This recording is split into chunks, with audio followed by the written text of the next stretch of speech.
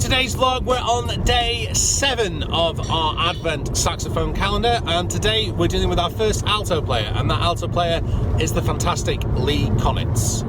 Now, I have to admit, I'm aware of Lee Konitz's work with Miles on the Birth of the Cool album, bits and bobs of other stuff, but it's not really a guy I've listened a lot to, and I'm really enjoying, as I'm compiling this playlist for you today, I'm really enjoying listening to his music and becoming more aware of he's a guy I really need to check out a lot more.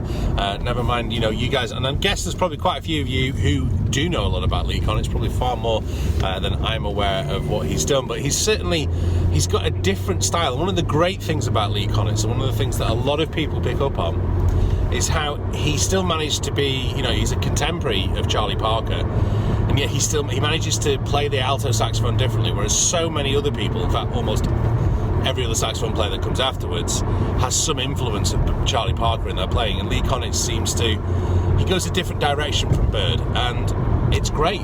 You know, it's valid. It's maybe not necessarily what I want to listen to all the time, maybe because I've been so absorbed in Parker all this time, but definitely you should check him out.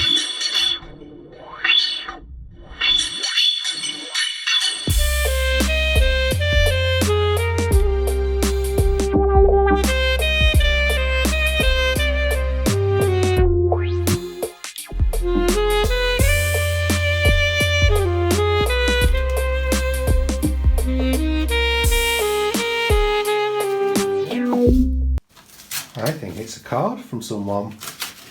Yeah. Thank you for your letter. Who did you send a letter to? I don't know. I know. Father Christmas. They sent you a card back. So it's just before 7 AM on Monday, and sorry we didn't get this vlog up in time. I've lost a load of footage. I think I formatted a card yesterday, which had a load of footage I'd shot on Saturday. I didn't quite get the vlog finished how I wanted to. Charlie came around, we watched the football together, we had a great time, went to a friend's party, and then yesterday was extremely busy in London, just didn't get a minute to be able to make any kind of footage, so please accept my apologies. I will still publish the playlist for day 8 on the website, on the Cambridge Saxophone website, and I will publish the Lee Konitz playlist below, which should have gone out yesterday morning, Sunday morning. Just apologies. If I'm brutally honest, I don't know if I'm going to be able to keep this advent calendar up in terms of doing the vlogs. I will keep the playlist going up, so make sure you either subscribe to me on Apple Music or on Spotify, and I'll make sure they're going out there. And obviously I'll check them out on the Cambridge Saxophone website. I will do as many as I can, and maybe I'll put them together, maybe as kind of, a few players together. But doing a daily vlog in December, given the circumstances the way they are at the moment, it's just impossible for me, I'm afraid. I do apologise. I hope to be able to do it, but a week in, and just looking at my schedule coming up. We've got Jazz Carols, of course, next Sunday, which will be fantastic. Last night was great. Over 2,500 people packed in. Central Hall did the Joy to the World thing. Also had to do the social media gig that I do there as well. And I'm back into London again today. So it's just crazy busy at the minute with everything else that's happening, and just not going to be able to do it. But let's go back to Lee Konitz. Let's talk a little bit about Lee Konitz, because you want some information on him, and I shot this already and I'm going to do it all again. So Konitz was born in 1927 in Chicago. He's still with us as of today, and he is one of those players that kind of is equally at home in bebop, in the cool jazz particularly, and that's what I would have associated Lee Konitz with, was cool jazz, but also I didn't realise he'd done a lot of avant-garde recordings as well.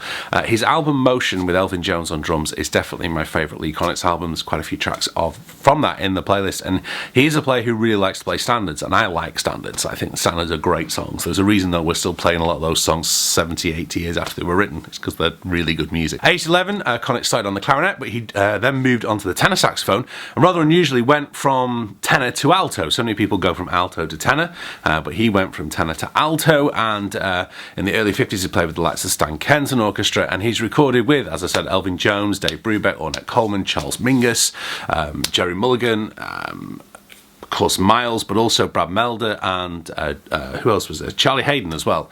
Some of the recordings that are on there. So he's a great guy to check out. Very much of that what we call the Tristano school. A very different approach. Mark Turner would be a player who would be a tenor player within that school, as of course the great Warren Marsh, who we are going to deal with within this these series of vlogs, these advent calendar. But everything is just going crazy. Of course, it's election week here in the UK as well. I'm not doing anywhere near the work on the elections that I've done in the past, if you check out those videos, but yeah, I do apologise. I wanted to do it, but as they say, as my mum would often say, you're bitten off more than you can chew here, and I just have to sort things out, especially in the lead up to this first Christmas with some very different family circumstances. So I hope you'll understand. I hope you'll still subscribe. Please do hit that button. Check out my last vlog here. This is what I was up to on the advent calendar 2 years ago, and I'll see you in a few days.